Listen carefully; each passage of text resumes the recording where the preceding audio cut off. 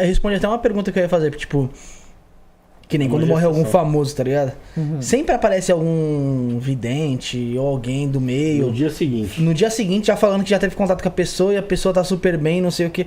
Fala, mano, como que é possível, tá ligado? Tipo, eu na minha visão, eu vejo como até uma falta de respeito com o familiar da pessoa que partiu, sabe? Eu já vi, se você falar assim, já vi.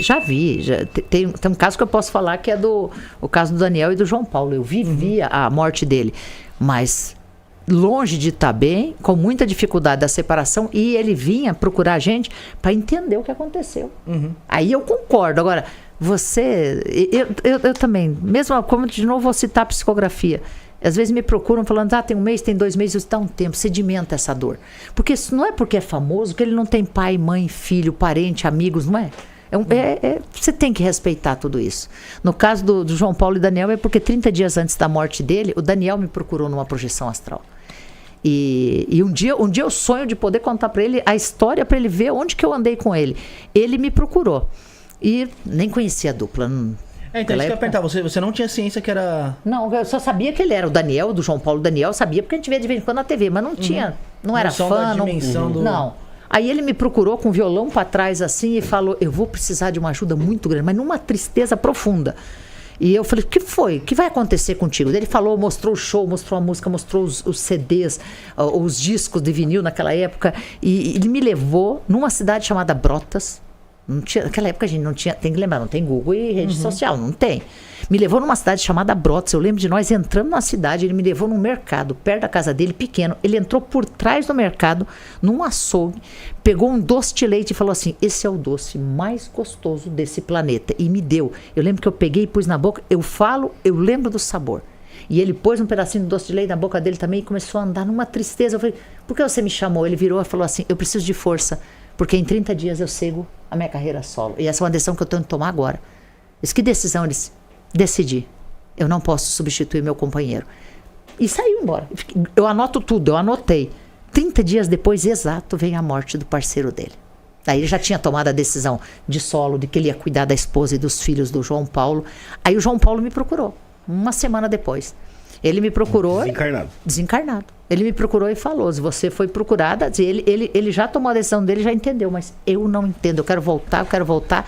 Ele ficou em torno de uns 60 dias comigo. Todos os dias eu ia para o centro espírita, ele ia junto. E ele falava, ele enlouquecia, ele dizia, eu quero voltar para a vida, não é justo o pneu estourar. Ele falava o tempo inteiro isso.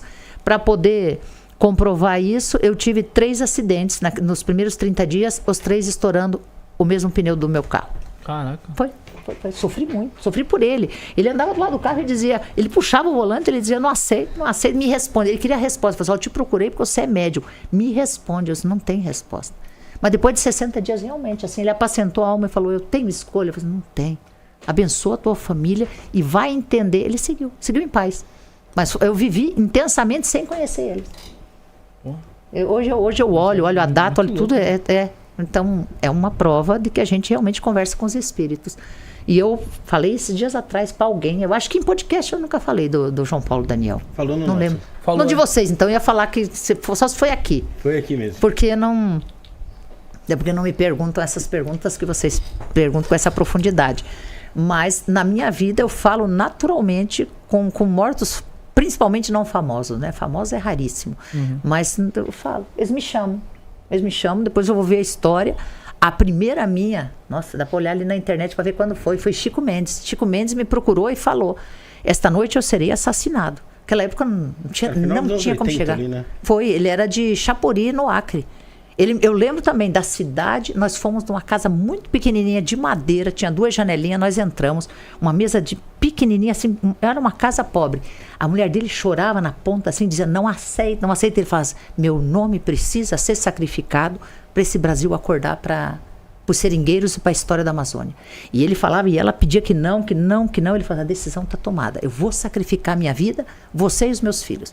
Isso foi uma decisão que ele tomou no lado espiritual já? Já no mundo espiritual. No outro dia saiu nos jornais, tinham assassinado ele aquela noite. E exatamente como ele falou, sentada numa mesa como essa aqui. E ela tomava café e ela chorou, mas ela chorou horas. E nós estava dando um aparato à família e falando assim, é importante para o mundo. E ele falou assim, eu quero sacrificar minha vida. Foi uma decisão dele. Esse alguém vai ser morto. que seja eu, que não seja meus filhos, que não seja você, que não seja meus companheiros, uma ideia de sindicato muito forte. Assim eu conheci. Mas aí eu gravei ele e ele me deu o nome. Ele falou assim, meu nome é Chico Mendes. No outro dia, nos jornais do Brasil, a gente lia jornal impresso, a foto dele que eu vi, Chapuri, no Acre, Chico Mendes é assassinado. Caraca. Eu tenho o jornal guardado, por incrível que pareça, porque foi muito marcante na minha vida. E essa época eu não era espírita ainda não. E teve outro que você até comentou da outra vez aqui, que eu acho também é marcante, que ontem fez 30 anos da morte do Ayrton Senna, né? Que também Ayrton Senna foi outra vivência, com ele, né? que foi aquela que, pro Brasil, olha como a gente tem responsabilidade, né?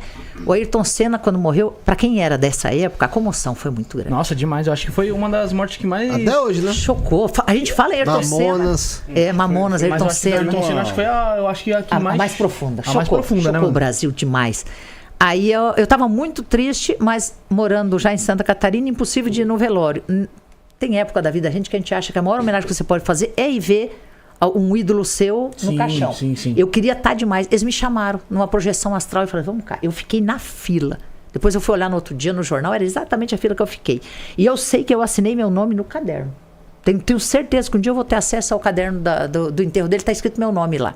E o nome de certidão de nascimento, que é diferente de Suzy Maria. E eu assinei meu nome e fiquei. Daqui a pouco eu olho assim, eu perguntei, qual a justiça? Aquele povo chorando, aquele desespero da mídia.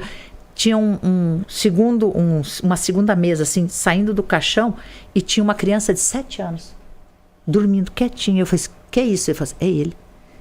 Pro bem dele, para a gente não destruir o que ele já construiu, nós precisamos deixar ele por pelo menos 20 anos guardado como se ele tivesse 7 anos, que é a melhor lembrança da vida dele. E ele ficou guardado. E ficou, eu acompanhei, muitas vezes eu fui ver ele lá, intacto. Eles falam, isso é melhor para o Brasil. Nós não estamos avaliando família, pessoa, celebridade, nós estamos avaliando o Brasil, porque o Brasil vai estragar ele. Ele não gosta de ser esse herói, ele não queria ter esse papel e ele não quer ver o povo infeliz. Vocês vão estragar ele. Aí ele ficou guardado 20 anos. Até que eles chamaram ele. Quietinho, dormindo. E hoje ele tá como? Hoje tá bem, tá no mundo espiritual. Aprendendo como que ele pode... Mas com a figura ainda de Senna. É o mesmo parecido, só jovem. Bem jovem. Ele é brincalhão, assim. O Senna um espírito brincalhão. O Galvão Bueno fala que ele era muito brincalhão, porque fazia umas pegadinhas até pesadas. Ele e o Reginaldo Leme. Isso, ele era... Mas fizeram bem, porque, todo ano aí... Não sei quantos na morte da Ayrton Senna, né? O Galvão Bueno vem com uma história diferente. Todo ano o Galvão Bueno tem uma história da Ayrton Senna, pô. Viajaram o mundo tantos Pode ficar guardando história? Solta tudo logo, parceiro. Os caras devem ter história pra caramba. Daqui a pouco vai ter que contar pra Suzy no plano astral também. Mas o Ayrton Senna era um cara que, pelo estilo de corrida dele, ele andava no fio da vida e da morte. Ele já sabia. Ele sabia. Que nem aquele motoqueiro que sabe que se cair é um abraço. Ele era um cara que, se tivesse o carro dele e o do outro na curva, e o último que freasse perdia, ele não freava, não. Ele corria risco. Todo corredor, né? Todo corredor corre algum risco. Mas ele sempre foi pacífico, mas pelo bem da alma dele e do Brasil, ele ficou 20 anos guardado. Que mal faria pro Brasil se não tivesse ficado esses 20 anos guardado? Você acredita? Eu acredito que podiam usar muito a imagem dele para vir falar. Daqui a pouco criavam até uma religião Ayrton Senna. Mas já tem o milagreiro no cemitério que ele tá. Que ele se tornou milagreiro. Isso. E é isso que eles queriam evitar. Mas porque o ser humano é tão maluco que ele vereda para um lado muito perigoso. E interessante falar o seguinte, nem sabia que quem ficou, entre aspas, viúva dele foi a Adriane Galisteu, não foi Xuxa. Certo, porque era a namorada dele na época. O pessoal paga que era Xuxa. Não. Xuxa foi namorada. Já tava com Pelé. Já tava em outra. Pelé já tinha passado. Já tudo errado aí. Ayrton Senna. Mas é isso. É uma história de morto que mexeu muito com a minha alma pela singeleza, pela delicadeza e pelo cuidado que eles tinham com aquele espírito. Assim, olha, 200 milhões de pessoas chorando vai estragar. Vai fazer mal para ele, né? Essa psicosfera criada de endeusar ele estraga a alma dele.